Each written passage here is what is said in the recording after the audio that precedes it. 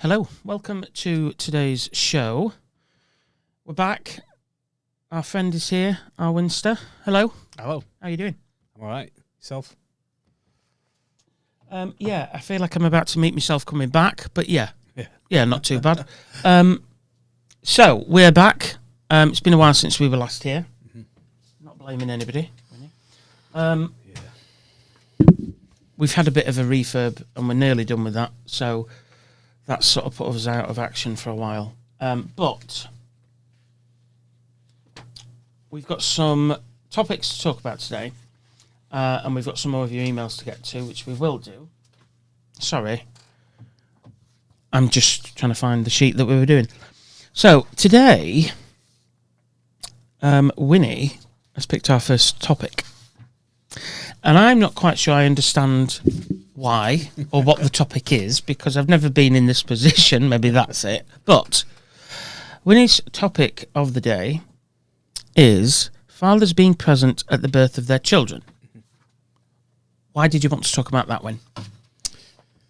So, before I had children, this was always a little bit of a fear, if I'm being honest, about having children, being present at the birth, because I always thought to myself it's quite a traumatic experience. Yeah. Also, things can go wrong in birth. And me and Ellen used to have a little bit of a laugh about it. You know, she'd be saying, you know, you're definitely going to come in and all this time. Of course I'm going to come in. I'm going to be supportive, irrespective of anything else. But in the back of my mind, I always had this fear of going in and watching what's going on, because your wife's in a traumatic situation and there's nothing you can do about it. Yeah. The doctor and nurse are there to look after them, you know, and that's out of your control, I suppose, is the issue. Yeah. However, Helen, not going into detail because I don't really want to do, because it's a bit of a personal thing, but Ellen didn't have the greatest birth, you know. Yep. And it was a bit of a struggle. So anyway, I talked to quite a few men about this afterwards, and I sort of asked, or I mentioned, you know, were you present when you had your son or your daughter or whatever, and how was it for you? And a lot of people have actually said to me it's the most dramatic thing they've ever been through. And I think, and I'm not taking it away from women, because obviously they do all the work and everything else, but seeing it is actually quite traumatic. And when I've spoken to other people about it and how they felt about it, they were the same. Do you know what? It was probably one of the most traumatic things I've ever been through in my entire life. And You see, as a non-dad,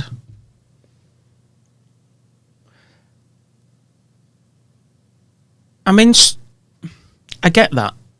I do get that, because, like you say, it's the one person in the world that is your all, the one person in the world you will always be there for, and even though you're there, you can't do anything. I've never really thought of it from... I think as a society we always think of the woman, the pain, the suffering, the stitches, the bleeding, the trauma to the body. yeah, I don't even think, to be fair, I've actually thought of the emotional...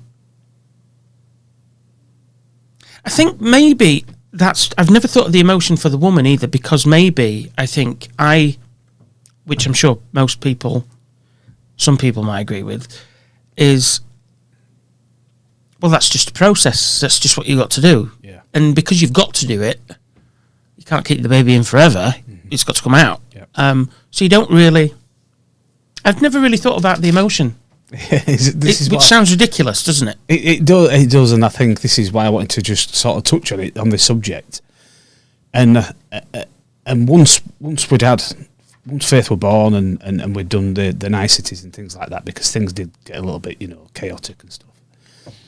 It wasn't until after, and I spoke to a surgeon come to see me. There was a male surgeon that came to see me, because I was stood back. There was quite a bit of time in between her coming out of surgery and everything else. And I wasn't at home for quite a bit of time.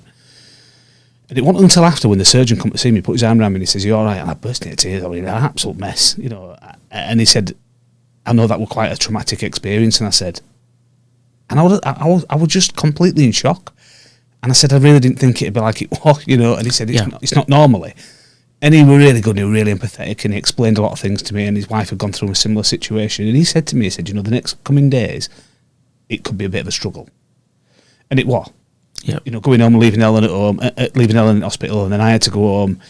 And I struggled with that a little bit, and I had a bit of time off work. But it made me think at the time, I thought, regardless of if it's a difficult birth or if it's just a natural birth or if it's, how do people feel about that after? And I just kind of reached out to a couple of people I know and I said, how did you find it? I thought it was horrendous. I thought it were, most amazing time, but also the most horrific. Yeah. And I think it kind of, I wonder if people just like, because you're males, you're keeping your emotions in and everything else, so you try to be the tough guy. Yeah. And I was trying to do the same until that surgeon came on and spoke to me. It's like when you got a friend comes on, puts an arm around you, and you just melt. You're fine until, but don't touch me. Yeah. If you touch me, the minute somebody touches me or shows me any of that, that's it. I'll just exactly. Yeah. So, but for the coming days, I really struggled. I did. I mean, I mentioned it to one of my sisters. She come round to see me, and she went, "How's things?" And I'm like, "Oh, that's the worst experience of my life, honestly." I'm over it now, and all I look at now is I've got a beautiful daughter, my wife's here, and that's they're the most important things. But it happened. It was a thing, and I just thought how other people feel about that, and I just wondered if there were some emails might come in and somebody might mention it or whatever. It might sound ridiculous to some other people, but no, I don't think it sounds ridiculous. I think I've just never thought of it. I've never considered. Do you think, and this, I'm going off on a tangent here, but there's a link. Do you think it would be different? Say you'd bumped into a woman in the street and she'd gone into labour and you were the one person that was there. Mm-hmm. And you've got to stay with me now until my husband gets here. You've got to stay with me. You've got to stay with me. So you stay with her. She's going through exactly the same thing that Helen did. Mm. Do you think you would have been as emotional with somebody that you didn't know, as it were? Do you think it's a lot worse because obviously it's somebody that you care about? Yeah, and it's a good question, and I do think it is because you've got that emotional attachment to each other. Yeah, and I wanted her to come out as I wanted her to come out safe, and even because I had the thoughts of even if anything does happen, Helen has to come out of this. Yeah, which is an awful thought, and I struggled with considering the possibility she might not. Exactly, yeah, and I was just. And it kind of makes you resentful to the baby, if I'm being truthful, because of what you've gone through and what you've seen and things, and it can make you feel angry and, it's an emotion, it's anger, isn't it? But, it just encompassed me. And I struggled with that at first. It was like, what is going on? But I think that's quite a natural thing to feel in that respect. The reason I asked that about it being personal, and obviously, I think I knew the answer to the question before I asked it, is in previous jobs and careers, I've dealt with people that are dying and people that are dead. Mm. And I've dealt with dead bodies, and that never sort of fazed me. But recently, when my dad died, that just blew me apart. Mm. Absolutely, and it was and I honestly thought, I'll be fine. I've dealt with dead bodies, I've dealt with dead people dying, that's not a problem, I'll be fine. I was so wrong because it just took the legs out from under me because there is that connection. I think also what I'm thinking as I'm sat here, if you break your leg and you need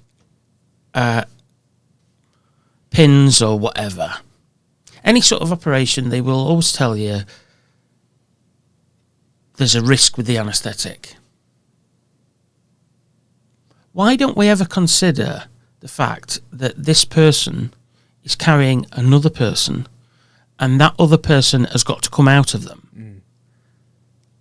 And I'm sure the majority of them, and they've been giving birth for millenniums, so millennia, not millenniums. So I'm sure that, isn't as traumatic as, and I'm sure most of them go quite smoothly and it's quite a simple thing. Yeah. But why do we not associate? I'm thinking as I'm speaking, I think is the thing. I've never thought about the fact that a human's got to come out. Mm-hmm. And you don't think of the risks, you don't think of the trauma, you don't think of the stitches or the pain or anything else, because that's what women do. So I think actually the question, and now we start talking about it, I am glad you did mention it, and you did ask it, and you did want to discuss it, because it's got me thinking of women and pregnancy and birth in a completely different way. Than I think most people do. I think people just, as you did, you assume everything's going to be fine. She's going to go in there.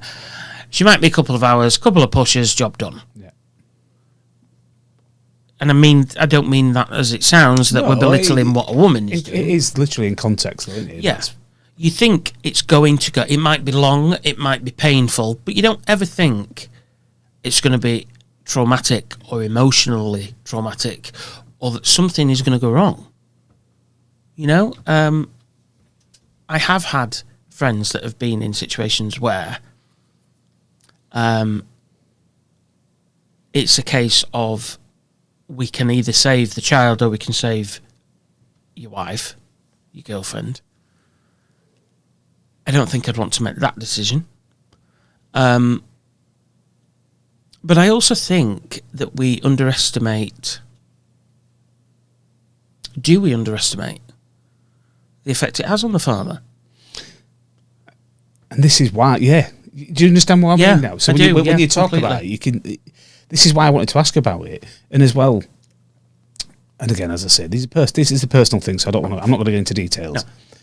But at some point during that birth, I was asked to leave. Yeah. In fact, I don't want asked to leave. I was thrown out, literally, because they're in that moment. They've got to get you out. Yeah. And what I picked up from some of it, and I am not knocking the NHS. My wife works in the NHS, so I've got no issue with any of that whatsoever. They have to work in that moment. They make a split decision, don't they? Yeah. That's what they're going to do. They've got to do. So they pushed me out into the corridor with no explanations or anything, and I just stood in that corridor. I must have been there for 10 minutes, and I thought, am I coming back? What's going on? And the not knowing. Not knowing is the worst. And this nurse walked past me, and she went, "Is everything all right?" I said, "Well, I don't know. Do you know?" I said, "Because my wife's in theatre, and I've been thrown out, and I don't know what's going on." And she said, "All right, you better come with me, and we'll find you a side room." So she put me in a side room. She disappeared. And I was still there for another 10 minutes, so I've flicked my phone out, and I've texted some of my friends, and I've said, "I don't know what's going on here." I said, and I'd already seen what was going on when I were in there, so obviously my mind's working overtime, and I tried to explain it to them. I remember getting texts from you. Yeah. I remember. And I remember saying to you, "Why didn't you tell me that's where you were? I'd have come." No, it's fine.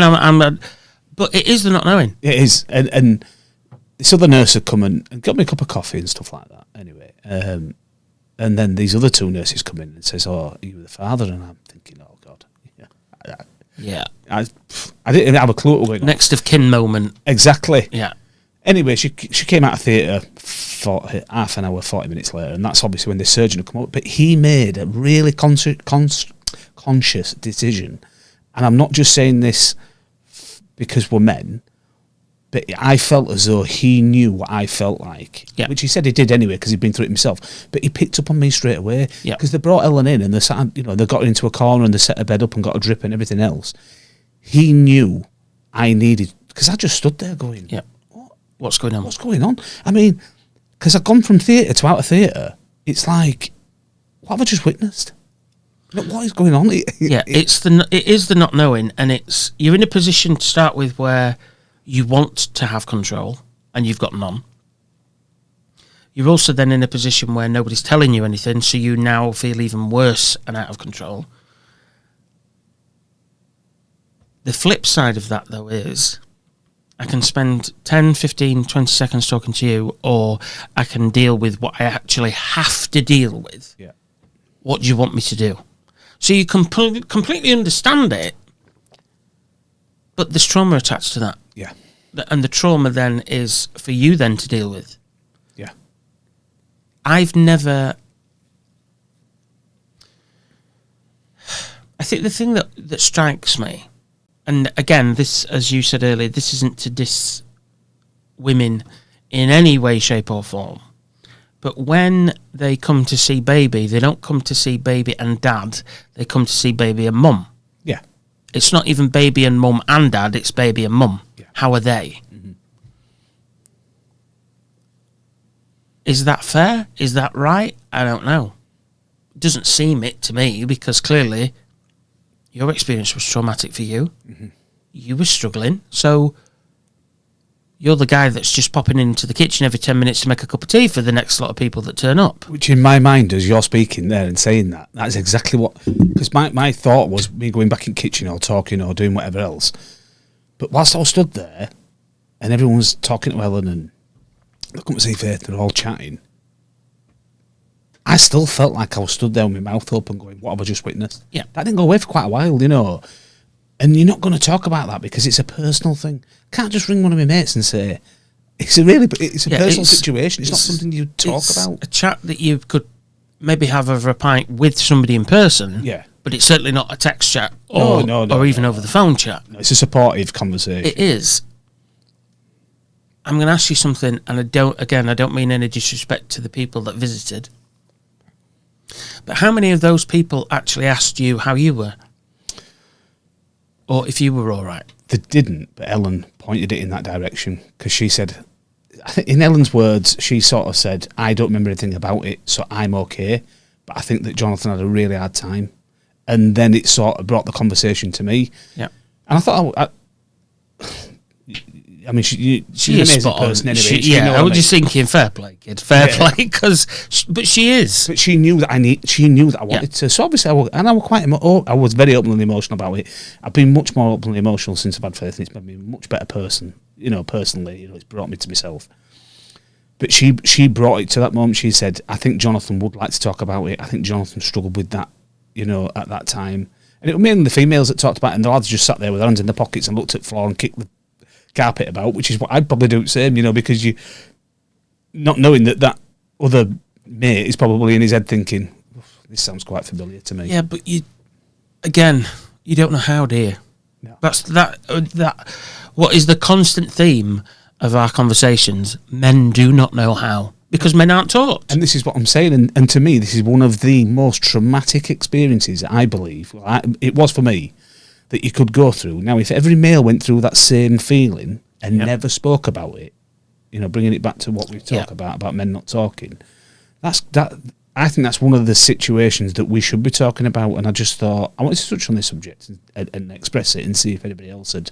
Yeah, and I think you would have been asked about it, and you would have been encouraged to discuss it if something had gone wrong. Yeah, I mean, they'd both not made it, or you know, you'd lost one of them. Mm-hmm. You would have been asked, well, are you all right? How are you? But you've still had a traumatic event. Mm-hmm. Just because they're both still here and they're both alive and they're both fine and happy, you've still got that traumatic event. So why don't we? Why would we? It seems quite ridiculous, and I feel quite stupid sat here because I've never thought about any of this, purely because I've never been in that position. So I've never really given it any time. Yeah. You know? I don't know if anybody else has really, you know. I just thought it were worth bringing up and talking about because I think it is a really traumatic experience. And another thing, just going on point of while we're bigging Ellen up, because she went in for about a week, I think, afterward. Yeah. And I was going backwards and forwards, you know, to hospital. Always deep joy, that, innit? And every time that somebody came to speak, because I think it's quite robotic for a lot of nurses, because they're up and curtain, they'll have the discussion, they'll say do this, they'll check the checklist or whatever, check the baby and they'll walk away. Every single time that curtain came open, hiya, this is my husband, this is Jonathan. Brings me straight into conversation straight away to say, do not forget about him sat here. Yeah. And she knew what I was feeling like. You know, and I was tired when I was going in and things like that. Nowhere near as exhausted as she was, what she'd gone through. And let's remember, you know, women are having the baby. Oh, God, yeah. Yeah. But I literally felt like I was walking on air, like I was walking back in and constantly, I can feel it now. Constantly that feeling of, what have I been through? And it kind of resented me towards my daughter, which is an awful thing because it were... The joyous thing is also the traumatic thing. Yeah, it is. I mean, it's all worth it to have what I have now, and I'm not going to take that away. But yeah, I just thought it'd be nice to talk about that. And it's good to see how you're. Yeah, because it's thinking about it now. Yeah, because it's literally like somebody's turned the light on. Because when you sent me I'd asked Winnie what you wanted to. Is there anything particular you want to talk about? As I always do, and we try very much not to have conversations before the podcast, because then I think it changes the conversation of the podcast. We want it to be that the lights are coming on and a genuine conversation.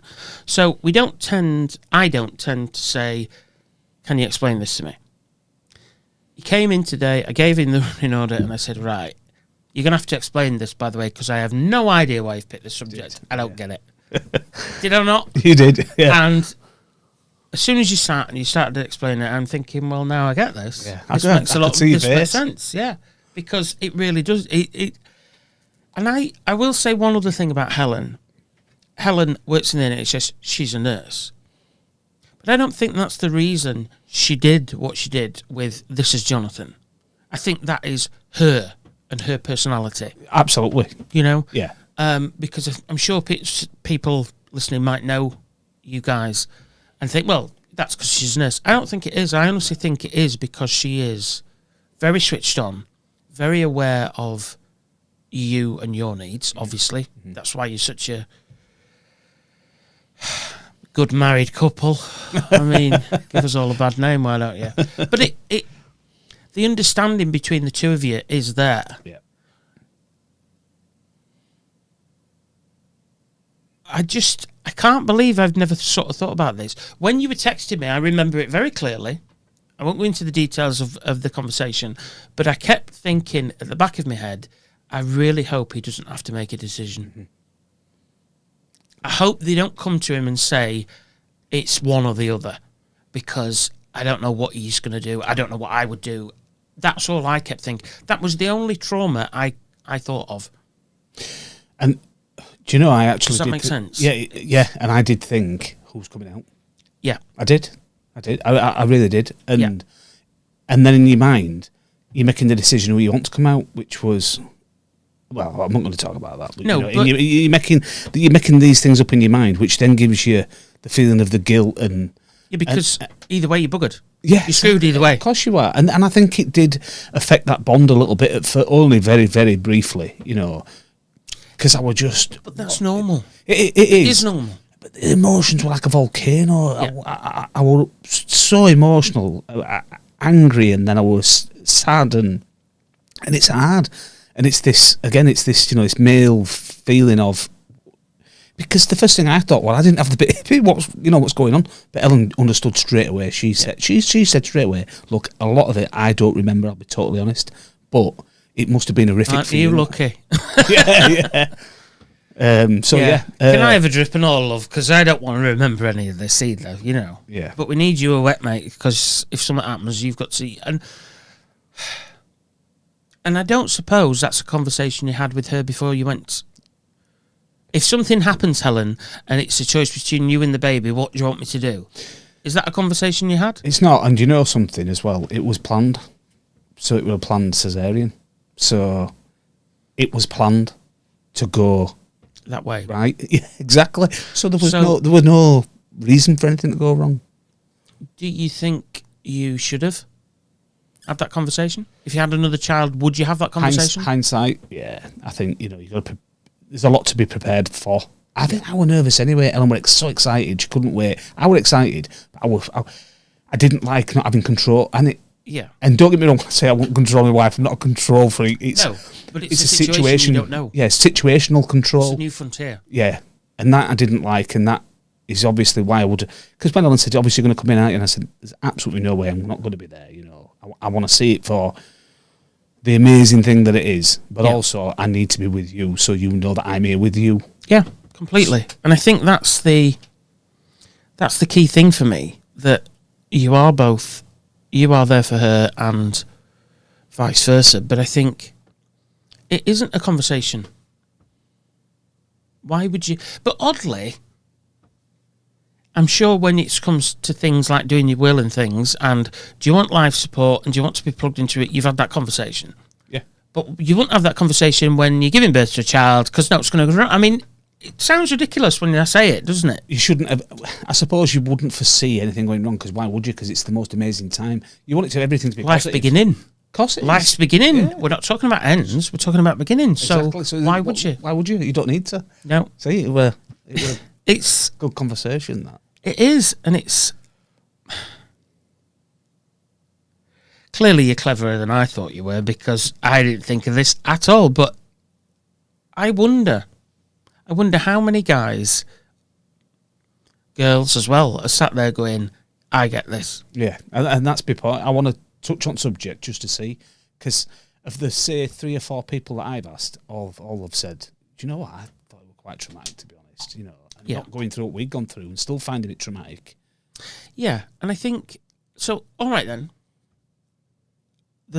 we've had an email. I did send, for the first time ever, Winnie the emails we'd had, so he could read them, because, as I'll explain to you what I explained to Winnie, which was, I have them in front of me as I'm reading them out on the podcast. Winnie is giving his first reactions, but he hasn't got the text in front of him, so he's not getting the context. He's just getting the context that I give him, my tone of voice or how I read it.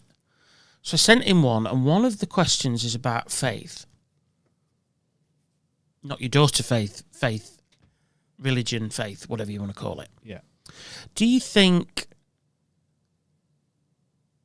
having faith or having more faith, if you've got faith, would have helped you in that situation? I do. Yeah, I think I do. Because subconsciously, I think I probably was looking for it in that moment. When I was stood in that corridor, thinking of all them things.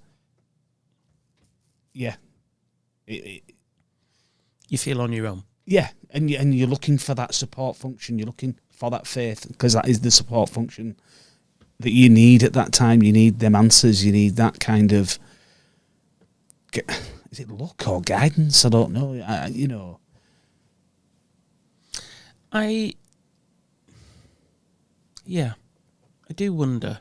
I do wonder about. It's really weird, because I had a very long conversation. I was on with another friend yesterday on the phone, and we were. When I looked, it was 3 hours 48 minutes, and we'd just been yeah. But to be fair, we can talk about nothing. Yeah, so it's just one of them conversations. Time's going, yeah. But the conversation we had was about having trust in God and faith. And I said, I say a prayer every night, and my last prayer is, Jesus, I trust in you. Which is the Divine Mercy devotion prayer. And I said to her, do you know, I do sometimes wonder. I say it every day. Every day, at least once a day, I've said that. But I say it, but do I actually think it? Do I actually believe that? Do I actually put that into action? In that my dad died on the exact same day as her husband died, which was quite weird. Both from living in the same village, which again is quite weird. And I got to a point dealing with that trauma. It was bad enough with my dad, but then when she said Bob's died as well, then it was, well, hang on a minute. I can't cope with this. And that was the first time I actually felt that I was putting the trust part into practice, because I simply said, you deal with this. Yeah. You deal with this, because I can't. There's too much here. I can't do this on my own. Where are you? And having that faith and having that ability really helped. I don't think I'd still be here, to be honest. I think I'd have just melted, and my head was melted. It really was. So, do you think then, I suppose there's two aspects to this. I think a conversation like this brings about understanding amongst other men that actually, even though a birth is a joyful, amazing thing, it can also be, as you've said, one of the most traumatic things ever, and we need to support each other better in that. We do. But then also we need to maybe look at who we are as people and what we believe and any faith that we do have.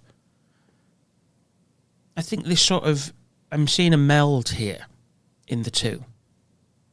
I do think we need to be more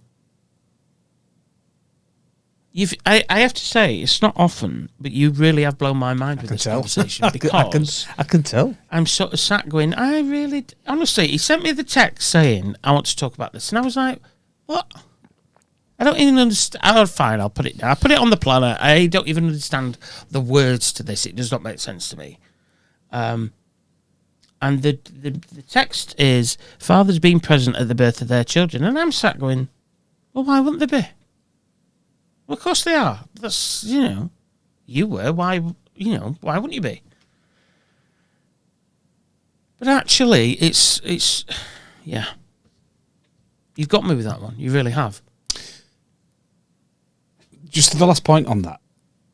Not everybody experiences. So everyone experiences death. Yeah. So we're kind of prepared for that, and we all go through that grieving process. Some more than others, So obviously we lose somebody younger or in circumstances which are out of our control. Yeah. But then there's not necessarily the trauma attached to losing somebody. So no, there's not. And that's what I'm saying. So not everybody can have children. We didn't feel that we were ever going to have children. So, but the people that do have children, every single one of them people are exposed to trauma. And when you look at it in them kind of numbers, if you see where I'm going. Yeah, completely, because it is. I just don't understand how my brain, which is usually quite switched on, has never thought of this trauma. But I wouldn't, if I hadn't have had been in that position, I would never have known. And even before, us wanting to have children and, really trying to have children for so many years, it was always in my mind that, I will have to be present at the birth. And it didn't frighten me, but it made me nervous. And it was nervous because I always said to Ellen, I'm not squeamish. I'm not worried about that side of things. It's you. And that's what worries me. And it always worried me. I always had this fear of, I don't want to see you in pain. Yeah. Even when we watch, so we used to watch, One Born Every Minute. And it was never, it never put me off. I just said to Ellen, I said, why would I want to watch a woman in so much pain? And that's the truth, it would always, that feeling. Yeah. But then obviously this was a different kind of trauma in a different circumstance. But I think the percentages, I would like to know, Yeah. What if you are feel like listening to this, watching this, Hail at Hail Talk Radio, let us know. I think that is actually, I'd be interested to know that. I really would. And I think you're walking down the street and somebody comes up and tries to grab her or tries to stab her or tries to take a bag, you'd be all over it. Yeah. But in this situation, your hands are tied behind your back, you can't do anything. It's awful. Yeah.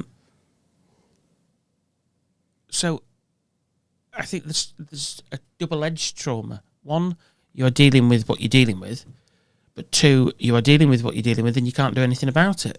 Yeah. So I suppose there's a failure feeling in that as well. Because your male instincts are to protect your wife, and you can't do that. You can't, and it's out of your control, and that is, it's major, So. It is, because even if you're not a control freak, I am a control freak. I like to know what's going on, and I like to know who's doing what and what's, I'm not a controlling person, as we mentioned earlier. There's a massive difference. But I want to know. Mm-hmm. I want to know what's going on, who's doing what we're doing. To not be in that position, or to be in a position where you're not in control of anything, is bad. But then you are suddenly thinking, I'm guessing, why didn't I go into surgery? Why didn't I? But then, in fairness, in that situation, if you could have done something for her, would it be wise for you to be in that situation? No. You don't treat your family, you don't treat your relatives, you step back, somebody else does it, because it is too much. Yeah. So it is a catch-22. You want to be all over it, but you can't be all over it. And even if you could be all over it, you couldn't be all over it. It's really blown my mind, that. It really has. It's a roller coaster of all them emotions, and then the aftermath of, you've got your aftermath. That doesn't sound right, does it? No, but it is an aftermath. It's an event. Right. So isn't it? Yeah, it is. You know. No, it is. It is. So you're there with your daughter or your son, and there's all this. If you're in that scenario, if it is that way inclined, you've got all this going through your mind, and you're trying your best to enjoy this beautiful creation that you've made. Miracle. This miracle you've got in instances, miracle. Yeah. And then, on the other hand, there's all this trauma you're trying to deal with no way of an outlet. And it is, I mean, there's an outlet because you can go and talk to somebody, which I did as well. Truth be told, I had to get some of that out there. Yeah. And I wanted to be a good dad. I wanted to make sure that I'm ready for this, fatherhood, and I need to deal with this situation. And I just wondered, because it's not as though you can just go. It's like going into office. I'm going to switch my computer off and finish for the day now, and you can shut work off and you can go to bed and you're all right, or you can go out with your friends and have a beer. No, it's just 24/7 going on and on and on. There was an episode, of course, being the gay in the room, I've got to take this back to the Golden Girls, because that's just what we do. There's an episode of the Golden Girls where Blanche says, she describes a feeling as magenta, the colour. And she says it's a feeling of being happy, being sad, being angry, being elated. It's all these different emotions of different ends of emotions, all falling over, or you're getting them all at once, and you don't know what to do with it. And she said, I call that feeling magenta because I hate that feeling and I hate the colour magenta. And oddly, I think most of us will have had a magenta period. Yeah. Probably not about what you're talking, but I think we all deal sometimes where you are happy that something's happened, but you're angry about it, but you just... But I have to say, fair play to you, in that you've gone and seen somebody, got some clarity for yourself, because I also would be interested to know how many, and it'll probably be the wives that email in to tell me this, how many men visit that feeling on the child in a resentment that they then don't deal with, so it's there. You're conscious that you don't want that. Mm-hmm. Which puts you in a better position to start with, but you're that conscious you've then gone to talk to somebody about it. Because you don't want to resent your daughter. No, and I had to, because I did. I knew what I was thinking and how I felt. And then the guilt chewing me up, thinking about, feeling that resentfulness. Ellen knew how I felt. And that can affect your bond, because you want to make the perfect bond between yourselves, I mean, like now the bond is amazing, she's just really I love her so much, I do. And I don't think about it. Bizarrely, having this conversation today, I've not actually gone back and... Yeah, but why would you? You don't need to. You don't. Because everything I've got, we're here, we're having this family and everything's great. But I want to go back to these scenarios because I want to support other people. And I want to make sure that, 100% of people might turn around and say, well, do you know what, that's ridiculous. But I'd be inclined to hear, because I know out of the people I've spoken to, 100% of people I spoke to turned around and said, do you know what, I felt a little bit that way. Yeah. But nobody talks about it, They don't. And I think there is you've got what you wanted. Yeah. So you should be grateful. Yeah. Yeah. Why on earth would anything be bothering you? Why would you feel resentment about anything? You wanted a child, you've got a child. What's your problem?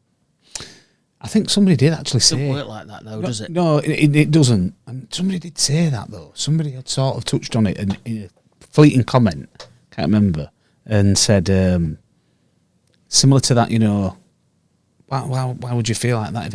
And Ellen sort of brought it straight to task and said, hang on a second, it was very traumatic for him. It really was. And it's normal. Yeah, don't poo-poo what he's saying here. No, it's a normal... Yeah, exactly. A normal emotion. Any emotion... It's a bit like when people say to you, I'm sorry you feel that way. Yeah. Don't be sorry I feel that way, because feeling this way is actually really normal. Yeah. Feeling angry or sad or whatever. Apologise for your behaviour or what you've had to do to cause it, but don't apologise for how I feel. If I feel resentment, that's how it's supposed to be. Mm-hmm. Do I want to feel it? No. So you deal with that. But I'll be honest, in my head until today, I was one of those people. You've got a child. You wanted a child. Well, I don't.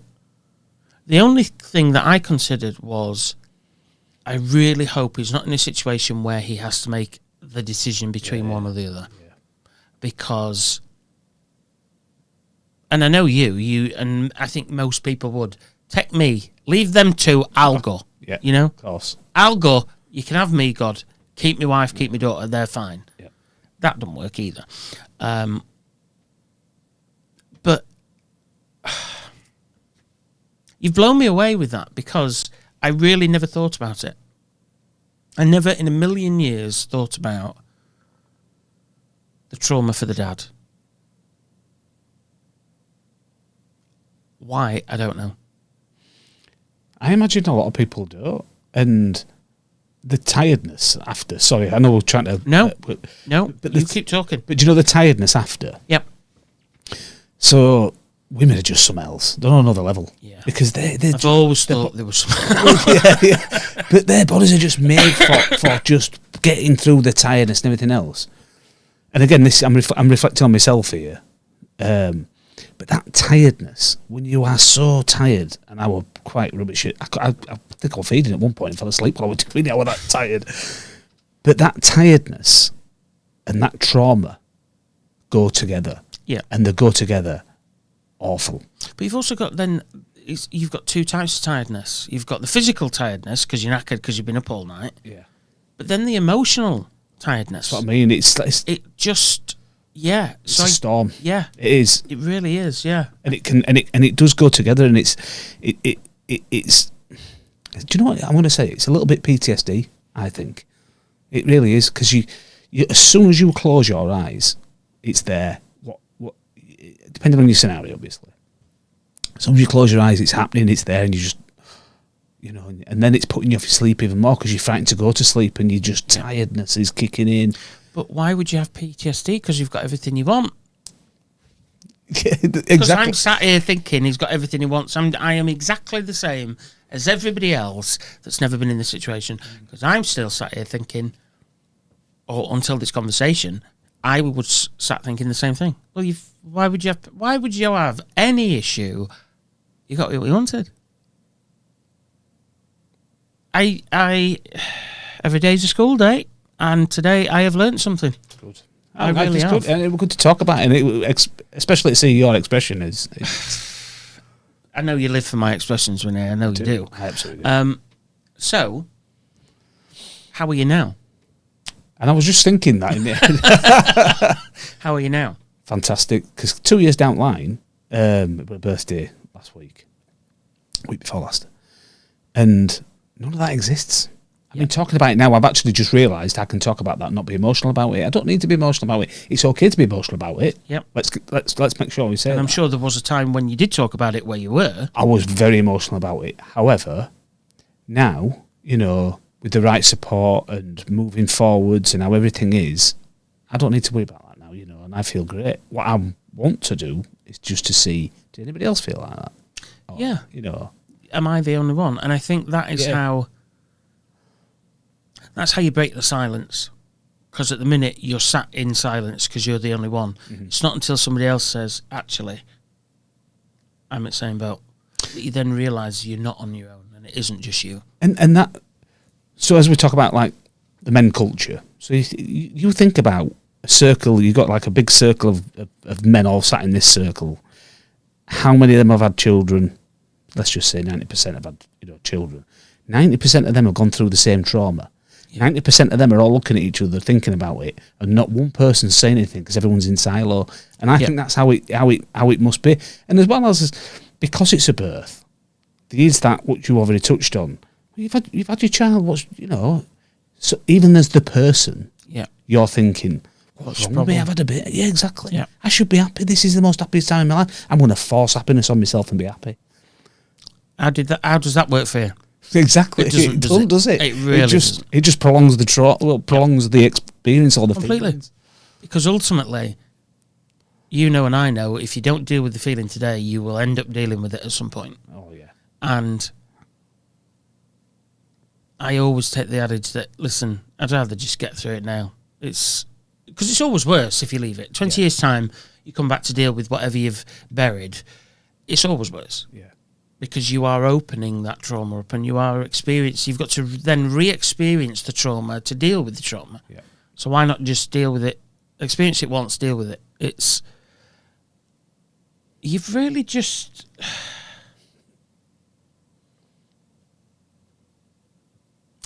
If anybody can relate to this, we know you're good at emails, we know you're good at comments, drop us an email, Hail Talk Radio, and I'd be interested to know how many guys can't get past that resentment. I really would, because I would suspect they think they have, but actually it'd be the wives, it'd be the third party, it'd be somebody else that then looks in and says, actually, you haven't. Yeah. And you don't know you're doing that, and you're talking to her or him in that way because X, Y, and Z. So, email address is at the bottom of your screen, Hail Talk Radio. Drop us an email. Really good topic. Really good topic. Good. And I'm glad that you didn't explain it, and I'm glad I just went, yeah, all right, I'll put it down. Because I think if you had explained it... Yeah, you got me with that one. Okay. Right, talking of emails, we've had a few. So we're going to do a couple of those. So, our first one. Over the last few weeks, I've been getting quite emotional. Not constantly, but I could be just driving and something pops into my head and it's like I have to cry, or I could be watching TV, a paper, etc. I'm unsure what it could be. I think I'm generally sound. I've got nothing to worry me about, and life is brilliant at the moment. And that's from Begsit, who I believe is from Leeds. Any thoughts?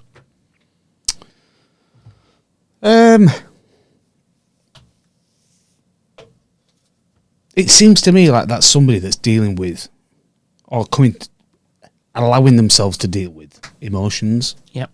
The emotions are coming through, and I think this is a positive email. Yeah. If I'm being honest, I read it exactly the same way because I read that and went, "This sounds like it sounds negative. It sounds like you're complaining or you're worried. This is all happening when actually, I think that's quite normal. I think it should be, or rather, it should be normal. Yeah. It isn't for men, as we know, but it should be normal that if something gets you, it gets you. Yeah, because where I'm reading this, because you've got that shut-off valve. Yeah. And I've tried to explain this to Alan so many times, but Alan doesn't understand. Where there's this shut-off valve in your throat, you can stop yourself from crying. You can just hold it back in there, it sits for a little bit, and then it'll just disappear. Swallowing down on it, basically, just stopping yourself from crying. This seems to me like somebody who's allowing that just to flow. And I think the positivity in the email is the fact that they're dealing with their emotions. Yeah. This is a person that's coming to terms with dealing with their emotions. Is there something wrong with me? Because you're questioning yourself there. Is there something wrong with me? I don't think there is. I think I'm all right. See, I had a conversation, oddly, that is on this vein, on this line, in that I don't think, and I might be I might be wrong, I might be in the minority on this. I don't think as men we have the ability to get emotional, or we have the ability to cry once you become an adult, as it were. When I lost my granddad, it was like I learned how to be emotional. I learned how to allow that to flow. Okay. Because I'd gone through a trauma. Ever since then, I can get emotional. I can watch something and think. And I know the other day I wasn't feeling low or anything. I didn't feel... But I thought, I just need a good cry. I can feel that. I just need to get... And there's certain things I can watch. Josh getting shot in the West Wing always gets me. West Wing. Carter and Lucy getting stabbed in ER, that always gets me because you're so invested in these characters. So I watched both of those, cried a bucket, job done. But I didn't have that ability, I don't think. That valve, I think that's, to me, you don't know that valve's there, or you don't know how to use that valve to stop or allow it to happen until you've been through something traumatic. But I don't think, Begsy, that there's anything wrong in what you're experiencing. I think anybody that tells you that there is something wrong in that is an idiot, because I think, again, we're back to the stereotype of men don't cry, big boys. It is, and I think that's the question, isn't it, really? Is there something, wrong with me? I don't think there is. That, to me, is a person that's in tune with their emotions. Yeah. And is touching on it, and is letting it happen. That's the valve I'm talking about, because you can shut that off if you want to. Yeah. You can stop that 100%. That Beggs is not stopping that from happening. He's letting that come. Yeah. And he's allowing it. And if I'm being truthful as a man, I'm proud of him for that. Yeah. Because he's letting Right it, with he's you. expressing it. Yeah. I'll tell you a quick funny story. I'll try and None of Winnie's stories are quick or funny, but go on. So, as you're saying about you'd learn to deal with your emotions when you were quite young, when you were younger. Yeah.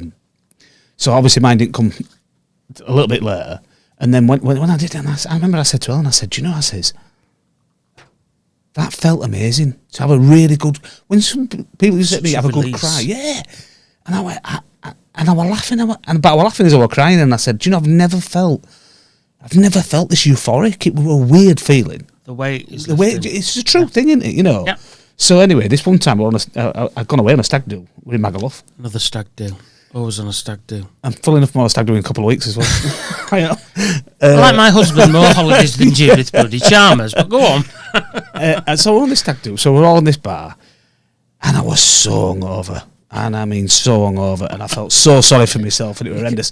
So I said to one of the lads, I said, "What do you mean? I'm stopped at the toilet," and I went to the toilet, and I shut toilet door. I sat on the toilet, and I burst into tears. I burst into tears because I felt that sorry for myself. And I come out, and somebody says to me, they went, "You look like a new man." I went, "Do you know what?" I said, "I've just gone to the toilet, I've had a right good cry, and I feel better for it." And they looked at me stupid, because obviously they're lads, and I'd just come out with this statement, and literally one by one came out and went, "Do you know what? I've just tried that. It's absolutely amazing."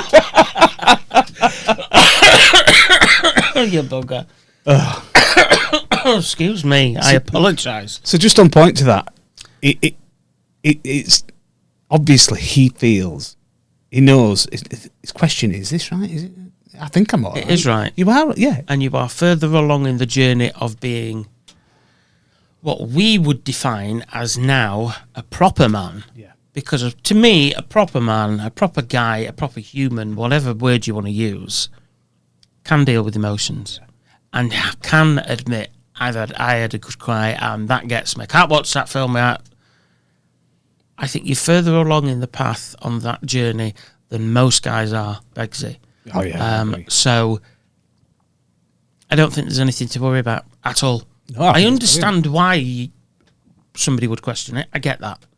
I do get that. But I don't think there is... You can... What's the word I'm looking for? Questioning yourself on a new path, on a new journey in a place. It's like walking down a street you've never been on before. Am I going the right way? Mm-hmm. You are.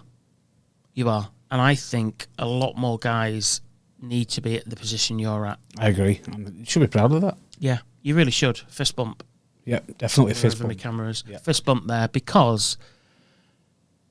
But I'm also quite proud that you've actually had the balls to... Had the balls. I hate that phrase. But actually to email in and say, can I just check something? To address it, yeah, absolutely. Which, again, takes a lot of courage. And I love it because it's a good, positive email to start It with. is. So, yeah. It is. Yep. The next one is from a lady called... This is a long email, so I apologise in advance. This is from Linda in Hull. And Linda writes,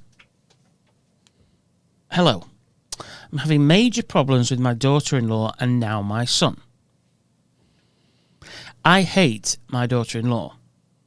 She married my son and I just can't stand her. She's spoiled, does nothing, and because I don't like her, she stopped me seeing my grandchild. I used to have her every week. She's 3 and we were so happy and I just love her. I love to spoil her and she loved time at Nana's, but all of a sudden I was cut off, all because we don't get on. No matter how I try to avoid her, she is there. I know she's not right for my son, and she's done what she planned on doing, isolating me from my son. They've been married for 6 years, and it's been a battle from day one. But when she had my granddaughter, she made sure that I saw her. It was agony when she was so young that she had to be with Mum, but as soon as she could be left with us and we could look after her for the night, etc., she always made sure we saw her. Then we went out for a birthday meal. Then we went out for her birthday for a meal, and it was so hard. Uber spoiled, and I couldn't hold it in, so I left early. I just couldn't sit there and said I couldn't do it.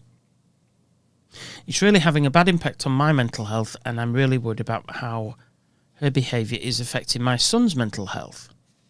My husband is invited and goes over there. He sees my granddaughter, and I don't. That's causing issues between me and him, me and my husband. I don't get why I can't see her. I've said Dan, my husband, can collect her and drop her off. I won't go, but that's not enough, and my son said no. He says he doesn't want to inflict my energy on his daughter, but I don't get what energy. I love that little girl. I tried all I can.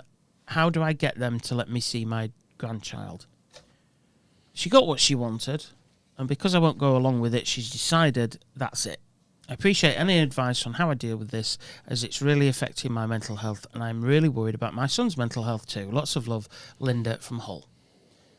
Winnie, the floor is yours. Wow. There's a lot of context in there. Yeah.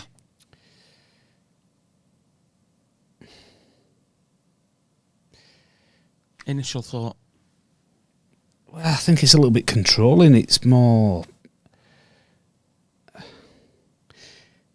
Do you know when people use the children as a tool? Yeah, as a weapon. Yeah, to hurt others. And I can't abide it. I can't understand it. Because your love for that child should be to share that child with everybody. Everybody should share in that moment, you know, family and friends and everybody else. And I can understand why she's feeling that she's nervous about her son, because, I mean, what's going on at home with her son and how's he feeling? Yep. And how's she making him feel? It's about control. It seems a bit... You mean the wife? Yeah. See, I read that completely the opposite way. Really? Completely differently. What she says is, I hate her. But despite the fact that I hate her, she always made sure I saw her. So you hate her and she's all these nasty things, but she still makes sure you saw your grandchild. She's always there. Never liked her. It's been a battle from day one. So your daughter-in-law's so controlling that she makes sure that even though you don't get on, you see your granddaughter. She's also so controlling and so nasty that she invites you out for a birthday meal. She invites you out to a birthday meal, and instead of just being there and enjoying the fact that it's her birthday and enjoying the meal, not only do you leave early, but you get up and tell them why you're leaving early. And what you actually say, Linda, and I don't think Linda's aware of this. My husband is invited, so let's stack this up. You don't like her, they got married. They had a grandchild. She made sure you see the grandchild. Then you say, I don't get why I can't see her. I've said Dan, my husband, can collect her and drop her back. I won't go, but that's not enough. And my son said no. I'm starting to see it now. So this isn't the daughter-in-law saying no. Yeah. This is the son saying no. And what your son is actually said is he says he doesn't want to inflict my energy on his daughter, and I think that is more when he's talking about energy, Linda. I think what he's saying is he doesn't want you sitting there saying your mum does this and your it's mum negative does that. energy that he's worried about. Your daughter doesn't need. Yeah. Your husband's there and your husband's going, which would, without trying to put Linda's husband in the doghouse, sorry, Dan, I think what your email says to me is the fact that your husband is going to see his granddaughter. One, he wants to see his granddaughter and he's going to see it regardless. Two, I think if he agreed with you that she was as bad as you're saying she is, he wouldn't go. Mm-hmm. So I read this, and again, you had a completely different... I did at first. view than I did. And I think, actually, he agrees that you're out of order, Linda. And I have to say, I read that, and I read it, and I read it again, and thought, the problem here isn't the daughter-in-law, the problem here is you. I understand from other people, friends that are women that have got particularly male sons. Of course, there'd be male sons that have got sons. Yeah. Male sons, for God's sake. I don't know why it's you with your bloody trauma. That's what's done it. It is a difficult thing to release. I get that. But to me, the fly in the soup here is you and your attitude. I think you feel, it sounds to me that it just sounds jealous. Yeah. I think you need to realise, Linda, that the love he has for his wife does not in any way change the amount of love he has for you as his mother, because one, they are two very different things. Mm-hmm. I think if there weren't different things, that would be extremely Yeah, there'd be a different conversation, yeah. Be a different issue completely. Yeah. I also think, though, that you've done the foolish thing. And what you've done is you've put him in the middle. Now, I haven't got a wife. I've got a husband. If my mum put me in the middle choosing between my husband and my mum, it would be the husband, because he's the one I'm married to. He's the one I live with. That's how it's going to be. Fair statement? Yeah. But I have to say, Linda, the fact that my mother would never put me in that position. She would never, ever. One, I think because she knows how it would go. But two, she's got more respect for me than that, to put me in the middle. I think ultimately, you want to see your granddaughter, give your head a wobble. You need to change your attitude, is how I read that. It's not, you're blaming her. And everything you've said about her is she makes sure that I see my grand. I hate her. And I have to say, Linda, Hate's a strong word. It really is.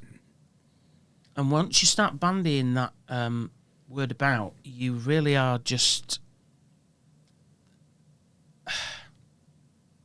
disliking somebody is one thing.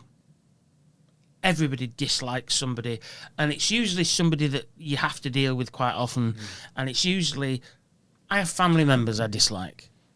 You know, extended family members I dislike.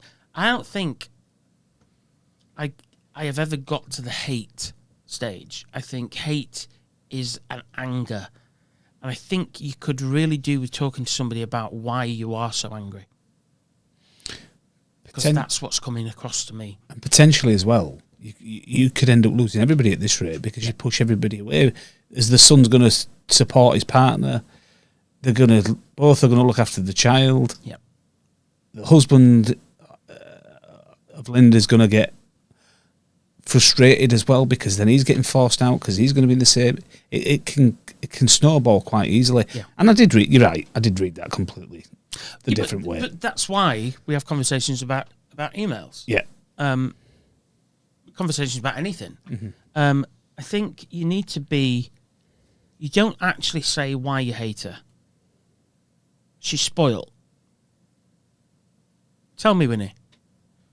You're in love with your wife. Do you spoil your wife? Always. Buy her things? Yeah. Do you not do nice things for your husband, Linda? Does your husband not buy you things? I'm sure at some point in your life, he's turned up with flowers, he's turned up with roses, he's turned up with chocolates, because he loves you. That's what you do with the person you're in love with. That's to me, very normal. She does nothing. I don't know her circumstances. Can she work and doesn't work? Can she afford not to work? Why would you work if you can afford not to work? You say that she does nothing, and that this is, I think I'm going to make this my last point. She does nothing. But what she did do was made sure that you got to see your granddaughter. She does nothing, but she made sure that happened. And I have to say, whoever Linda's daughter-in-law is, fair play to you, because I have to say I know so many people that would have just gone, I don't like her. My daughter's not going. Yeah. I don't care. And that's when you can hold them again. That's So my original point on the flip side of what I actually said. Weapon. That's when it gets used as a weapon. Yep. I can hurt you with this child. Yeah, completely. Yeah. But I think, if anything, your daughter-in-law hasn't done that. She really hasn't. And I think ultimately, I said I'd made the last point, but then we went out for a birthday meal. I left early. I just couldn't sit there and said I couldn't do it. I think that's the event that the son has just gone, okay, I've had enough. Yeah. You don't like her, well, make sure you see the granddaughter, that's fine.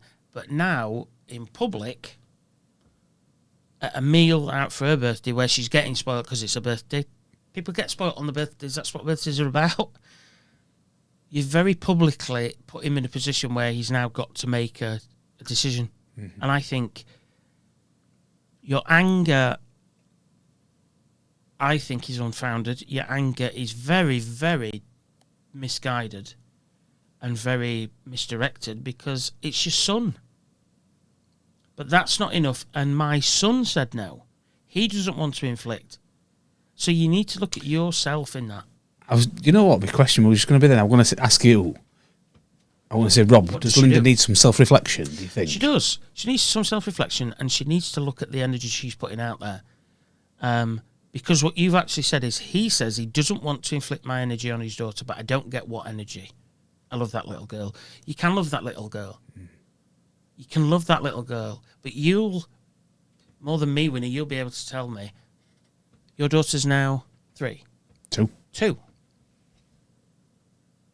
She knows when something's not right in a room, doesn't she? She knows when people aren't happy. She knows when people are upset. Yeah, yeah. She knows who she can go to, and she can sense atmosphere. Yep. Fear, she'll fear an atmosphere. Yep. I've not seen it much, but she'll know. She switches on. And I've got to be careful that way I'm around her. Yeah. You know, I might, if I've done something and it's really wound me up, something ridiculous. You know, I've got to remember. She's picking up on it. She's picking up on it. I've got to be very careful. Kids don't miss anything. No, they don't. I don't have kids, and I know that.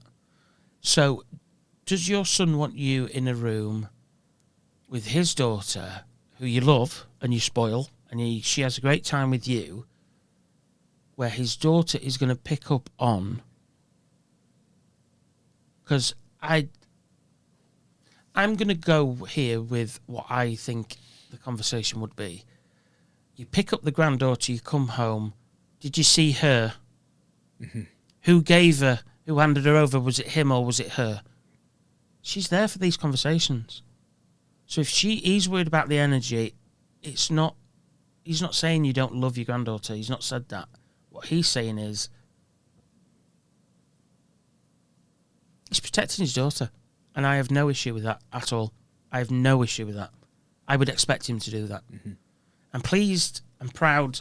I'm proud of him and proud of her for allowing, and that's the other thing as well. Her parents are him and her. They're the gatekeepers. They are the people that make the decisions. Yep. And they allow you to do things. If you thought that your mum, Helen's mum, dad, whoever, aunties, uncles, friends, me. If you thought in any way that was detrimental to Faith, you would pull the plug instantly. Possible. There just wouldn't be. It wouldn't even be a conversation. It'd be done. I'm done, because your priority has to be that child. Mm-hmm.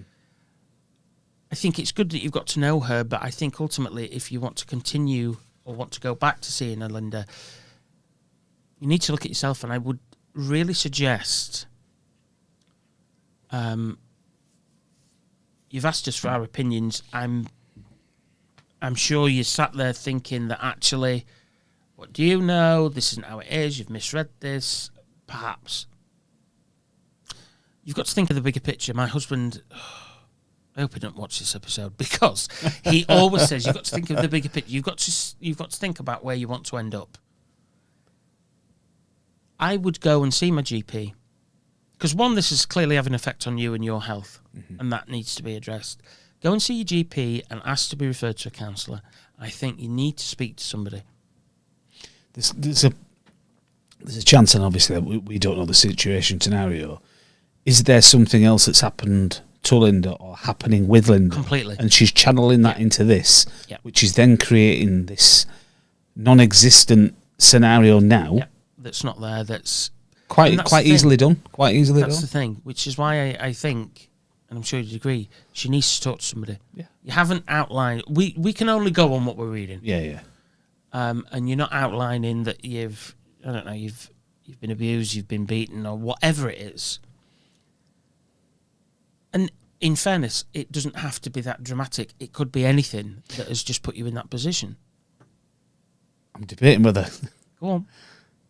I don't know about age or anything like that. Could it even be menopausal? Perhaps. Maybe. Perhaps. I don't know about age, so I'm careful how I'm saying that, but it's a potential. It's a factor. I think it's a sad situation, and I think it's a situation that's not going to get better unless you talk to somebody. I agree. And I do think you need to. I really do. So if anything, Linda, you've asked for our advice. How can I get them to let me see my grandchild? You're worried about your son's mental health as well, which is a good indicator that you are switched on. So ask yourself, how do you think your son feels with the fact that you hate his wife? If you don't think that will have an effect on him, you're nuts. You really are. But you have said you're worried about his mental health. So the fact that you are worried suggests that you do know this is going to have an effect on him. So go and speak to somebody. Speak to a doctor, pay a professional, whichever way you want to do it. I really think you need to speak to somebody in depth that you can obviously be more open and honest about your situation and what's got you there than you can be in an email. I will say this, Linda. I will keep you in my prayers, and I really do hope it works out. I'm sure Winnie's the same. I hope it works out, and come back to us. Let us know how you're getting on. Our time is up. Our time was up 12 minutes ago, but we kept rambling with Linda. Remember, you can get in touch with us, and we like it when you get in touch with us. We like your comments. We like your feedback. Best way to do that is email. hail@hailtalkradio.com. It's at the bottom of the ticker tape at the screen. Until next time, wherever you are, you can be anything, be kind.